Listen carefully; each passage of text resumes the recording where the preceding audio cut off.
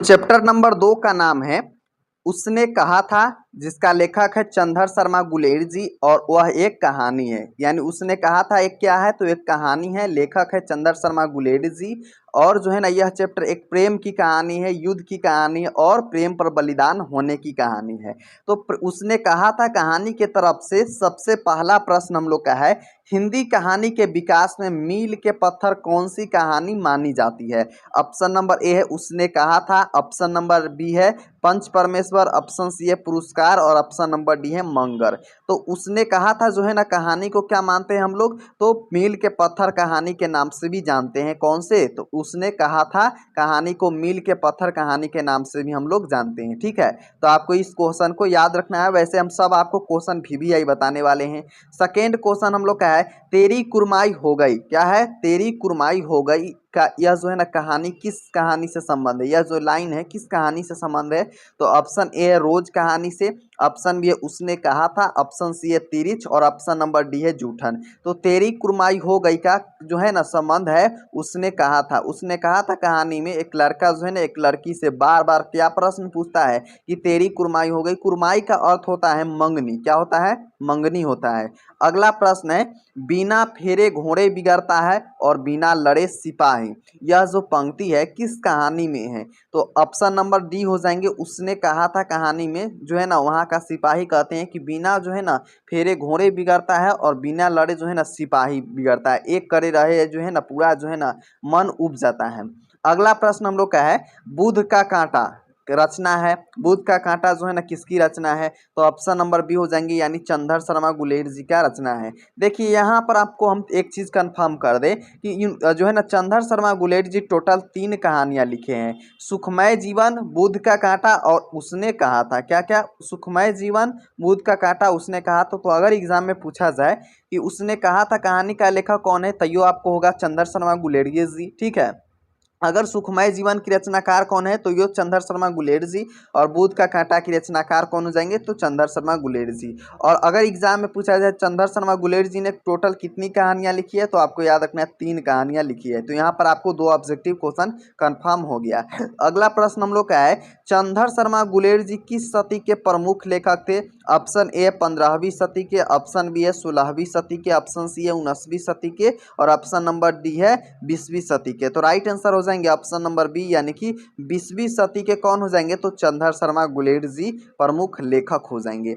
अगला प्रश्न हम लोग का है गुलेरी जी ने कुल कितनी कहानियां लिखी है, तो ऑप्शन नंबर सी हो जाएंगी यानी गुलेरी जी ने टोटल 3 कहानियां लिखी है। कितनी कहानियां लिखी है, टोटल 3 कहानियां लिखी है। अगला प्रश्न हम लोग का है उसने कहा था कहानी के नायक कौन है, तो ऑप्शन नंबर ए हो जाएंगे लहना सिंह हो जाएंगे। कौन हो जाएंगे, लहना सिंह हो जाएंगे। उसने कहा था कहानी का लेखक है। अगला प्रश्न हम लोग का है उसने कहा था कहानी है, तो ऑप्शन नंबर डी हो जाएंगी यानी कि युद्ध की भी कहानी है, दिव्य प्रेम की भी कहानी है और बलिदान जो है ना प्रेम पर बलिदान होने का भी कहानी है। क्योंकि इसमें युद्ध भी होता है जर्मनी के साथ और भारत के साथ। उसके बाद दिव्य प्रेम की कहानी है क्योंकि इसमें प्रेम भी होता है एक लड़का को एक लड़की से, और प्रेम पर बलिदान भी हो जाता है लहना सिंह जो कि उस कहानी का नायक है यानी हीरो है। अगला प्रश्न हम लोग का है उसने कहा था कहानी में किस शहर का चित्रण किया गया है, तो राइट आंसर हो जाएंगे अमृतसर का चित्रण किया गया है। उसने कहा था कहानी में, चित्रण कहने का मतलब दिखाया गया है। जैसे मूवी देखते हैं ना तो उसमें ना कहता है कि यहाँ से जो है ना शुरुआत होती है, जैसे मान लीजिए बेंगलुरु से या फिर भारत से या फिर बिहार से शुरुआत होती है, तो उसी को कह सकते हैं चित्रण। अगला प्रश्न हम लोग का है लहना सिंह का गांव का नाम क्या है, तो ऑप्शन नंबर बी हो जाएंगे यानी लहना सिंह जिस गांव में रहते थे ना उसका नाम था मांझे। तो एग्जाम में आएगा लहना सिंह का जो है ना गांव का नाम क्या है, तो आप आंख बंद करके मारिएगा मांझे, आंख नहीं बंद करना है, बस आंख खोल के मारिएगा। अगला प्रश्न हम लोग का है लहना सिंह किस पद पर था, तो ऑप्शन नंबर सी हो जाएंगे जमदार के। किस पद पर था, तो जमदार के पद पे हो जाएंगे लहना सिंह। अगला प्रश्न हम लोग का है सूबेदार हजारा सिंह का लड़के का क्या नाम था, तो ऑप्शन नंबर ए हो जाएंगे सूबेदार हजारा सिंह का लड़के का नाम था बोधा सिंह। अगला प्रश्न हम लोग का है, भारतीय सिपाहियों का किसके साथ संघर्ष हुआ था। जो भारत के सिपाही थे ना, वह उसके जो है ना किसके साथ संघर्ष हुआ था। पहले जो है ना भारत के लिए भारत के सिपाही नहीं लड़ते थे, ब्रिटिश के लिए जो है ना, जो पहले अंग्रेजी सब थे उसके लिए लड़ा करते थे। तो जो है ना राइट आंसर हो जाएगा, जर्मनी के साथ युद्ध हुआ था भारतीय सिपाहियों का। संघर्ष मतलब युद्ध होता है। अगला प्रश्न हम लोग का है, जर्मन लेफ्टिनेंट को किसने मार गिराया। जर्मन लेफ्टिनेंट को किसने मार गिराया। तो ऑप्शन नंबर सी हो जाएंगे, यानी लाहना सिंह ने जर्मन लेफ्टिनेंट को मार गिराया।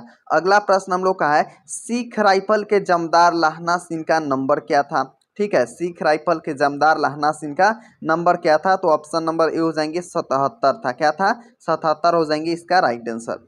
अगला प्रश्न हम लोग का है, सुखमय जीवन किसकी रचना हो जाएंगे। सुखमय जीवन जो है ना किसकी रचना हो जाएंगे। तो राइट आंसर हो जाएंगे चंद्र शर्मा गुलेर जी का रचना है सुखमय जीवन। अगला प्रश्न हम लोग का है, उसने कहा था कहानी कब प्रकाशित हुई थी। उसने कहा था जो कहानी है वह कब प्रकाशित हुई थी। तो ऑप्शन नंबर सी हो जाएंगे 1915 ईस्वी में उसने कहा था कहानी जो है ना प्रकाशित हुई थी। अगला प्रश्न हम लोग का है, कछुआ धर्म किसकी कृति है। कछुआ धर्म किसकी कृति हो जाएंगे। तो ऑप्शन नंबर डी हो जाएंगे, यानी चंद्र शर्मा गुलेर जी का जो है ना रचना हो जाएंगे कछुआ धर्म। अगला प्रश्न हम लोग का है, कुरमाई का क्या अर्थ होता है। कुरमाई का जो है ना क्या अर्थ होता है। तो ऑप्शन नंबर ए हो जाएंगे, कुरमाई का अर्थ होता है मंगनी। क्या होता है, कुरमाई का अर्थ होता है मंगनी। अगला प्रश्न है, गुलेरी जी ने किस गांव के निवासी थे। यानी जो गुलेरी जी थे किस गांव के निवासी थे। तो इसका राइट आंसर हो जाएंगे ऑप्शन नंबर बी, यानी कि गुलेर नामक ग्राम के जो है ना गुलेर जी निवासी थे। वैसे भी आपको देखिएगा ना, यहाँ पर नोटिस कीजिएगा तो आपको गुलेरी और गुलेर दोनों सेम मिलेगा। तो एग्जाम में जो है ना आपको बिल्कुल भी डाउट नहीं होगी।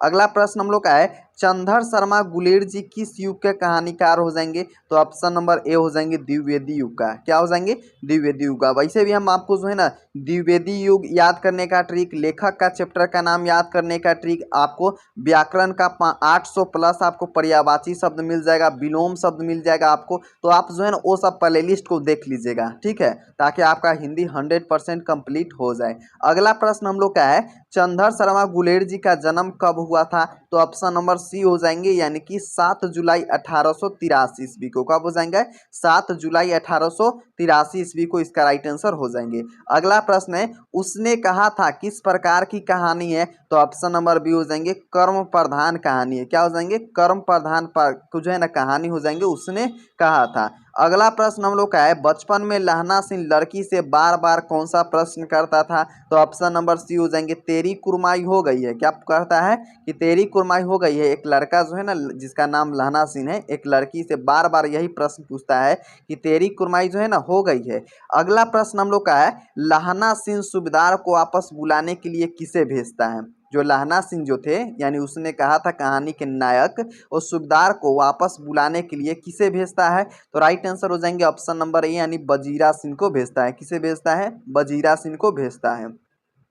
अगला प्रश्न हम लोग का है, लाहना सिंह का मामा कहाँ के रहने वाले थे। तो ऑप्शन नंबर बी हो जाएंगे, यानी अमृतसर के रहने वाले थे। कौन, तो लाहना सिंह के मामा। अगला प्रश्न हम लोग का यहाँ पर समाप्त होता है कौन सा चैप्टर। तो उसने कहा था चैप्टर जो है ना हम लोग का यहाँ पर समाप्त होता है।